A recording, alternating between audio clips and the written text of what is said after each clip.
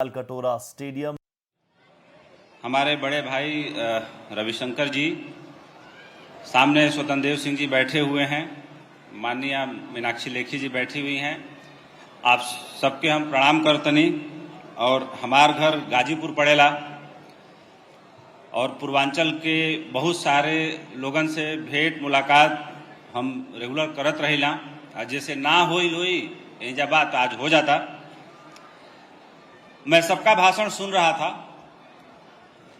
तो मैंने सोचा कि एक अलग और नई बात क्या कहनी चाहिए जो आप लोगों को याद रह जाए।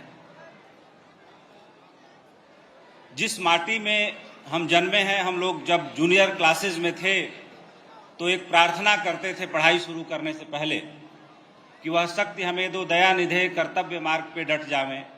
और उसकी आखिरी लाइन है कि जिस देश जाति में जन्म लिया बलिदान उसी पर हो जावे।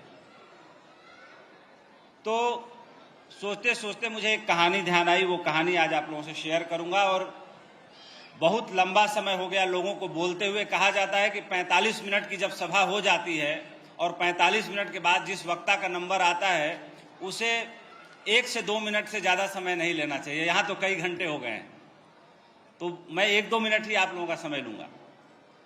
एक छोटी सी कहानी है और उस कहानी का निहितार्थ क्या है, मैं क्यों कहना चाह रहा हूं इस मन से, उसको भी बताऊंगा और मैं उसी कहानी से अपनी बात समाप्त कर दूंगा।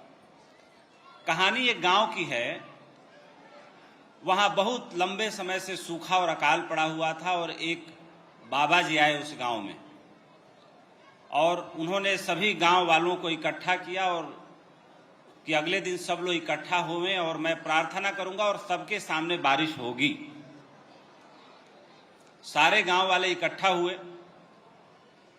इकट्ठा होने के बाद बाबा जी मंच पर आए, उन्होंने प्रार्थना की मुद्रा बनाई, फिर उन्होंने सबको संबोधित किया कि मैंने जब ये बात कही कि सबके सामने जोरदार बारिश होगी और ये सूखा अकाल खत्म होगा, लेकिन आप लोग अपने घरों से छाता तो नहीं लाए, बिना छाता के क्यों चले आए?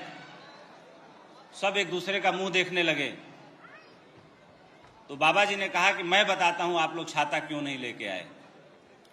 क्योंकि आप लोगों ने मेरे लिहाज में, मेरे सम्मान में आना तो स्वीकार कर लिया, लेकिन इस बात पर भरोसा और श्रद्धा नहीं रखी कि प्रार्थना करने से बारिश भी हो सकती है। हमारा जो सुशांत हमारे कुलीग हैं, जैसा उन्होंने कहा कि जात पात, ऊंच नीच, ये पिछड़ापन का ही एक प्रमाण है और अभी हम लोग उसमें बहुत ज्यादा लिपटे हुए हैं, उलझे हुए हैं। हम एक दूसरे का लिहाज करके बहुत सारा काम तो कर लेते हैं, लेकिन श्रद्धा भाव से, भरोसा से कभी नहीं भरते। और राष्ट्र का निर्माण पूरी श्रद्धा, निष्ठा और समर्पण से ही होता है। जब मैं अपने चैनल की शुरुआत कर रहा था तो बहुत सोचा गया कि इसका टैगलाइन क्या रखा जाए। बहुत सारे लोगों ने सुझाव दिया, लेकिन बहुत एक छोटे से बच्चे ने कहा कि सत्य, साहस, समर्पण कैसा रहेगा, और मुझे उसकी बात अच्छी लगी। और जब 1 फरवरी को हमने अपना चैनल लॉन्च किया भारत एक्सप्रेस, तो मैंने एक छोटे से बच्चे के सुझाव को माना और अपने चैनल का टैगलाइन सत्य, साहस, समर्पण रखा।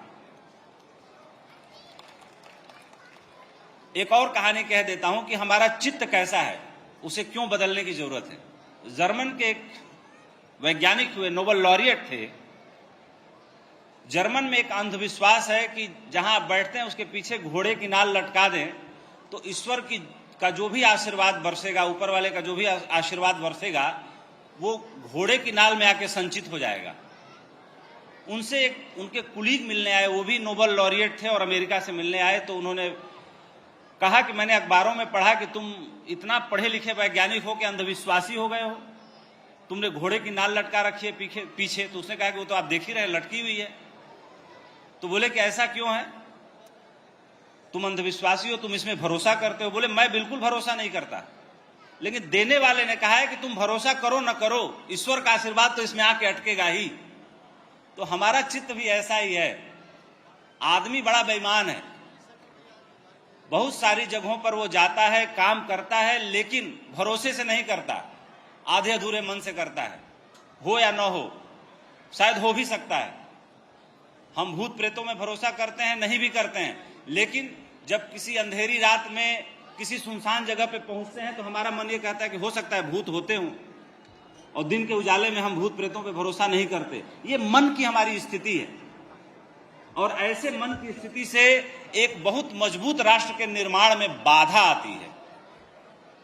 तो हमें उन शक्तियों को जागृत करना है जो दिखती नहीं है, जो हमारे अंदर हैं और हमारे मन के अंदर निवास करती हैं, जो हमें मजबूत या कमजोर बनाती हैं। तो हमें मजबूत बनने की यात्रा पे निकलना है, बीच बीच का नहीं रहना है, स्पष्ट रहना है, प्रामाणिक रहना है। और टैलेंट तो देखिए चोर में भी होता है, लेकिन उसके अंदर कैरेक्टर और क्रेडिबिलिटी नहीं होती।